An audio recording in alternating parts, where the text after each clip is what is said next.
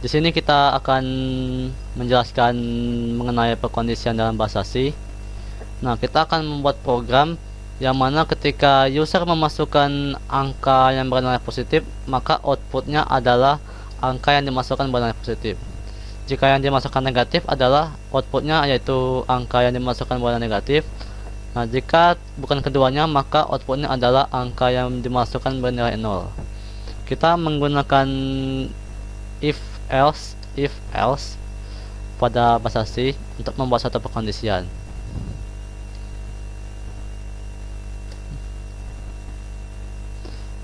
Pada perkondisian ini, program hanya mengeksekusi satu dari 3 cara perkondisian ini. Yang akan tereksekusi adalah yang kondisinya terpenuhi. Jadi pada perkondisian ini terdapat suatu perkondisian X lebih besar dari 0. Maka jika inputan user tersebut lebih besar dari 0, maka yang akan keluar adalah ini. Jika inputan user lebih kecil dari 0, maka yang keluar adalah ini. Jika bukan kedua dari ini, maka yang keluar akan ini. Kita demo. Di sini kita akan membuat suatu variabel integer bernama x. Lalu kita buat scanf agar dapat menerima input dari user x. Lalu di sini if x lebih besar dari 0, kita buat printf, tampilkan angka yang dimasukkan bernilai positif. Kita jalankan. Kita masukkan 4. Angka yang dimasukkan bernilai positif. Berarti kondisi tersebut benar. Jika kita masukkan bilangan negatif 9, maka program tidak akan melakukan output apapun karena kita tidak membuat perkondisian agar mengeluarkan angka yang bernilai negatif pada program ini. Jadi kita membuat satu perkondisian lagi, menambah cabang di if else ini. X lebih kecil dari 0, maka outputnya yaitu angka yang dimasukkan bernilai negatif. Lalu jika kedua kondisi ini tidak terpenuhi, maka yang keluar adalah ini, else.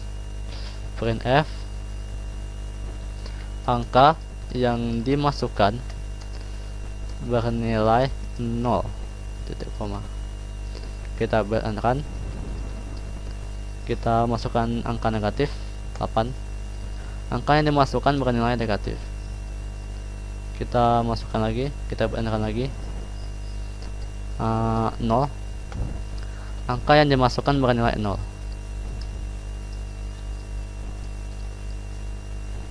Jadi pada perkondisian itu bisa saja pada perkondisian yang kita buat itu terdiri dari lebih dari satu premis. Apa maksudnya? Kita kembali ke kode blok.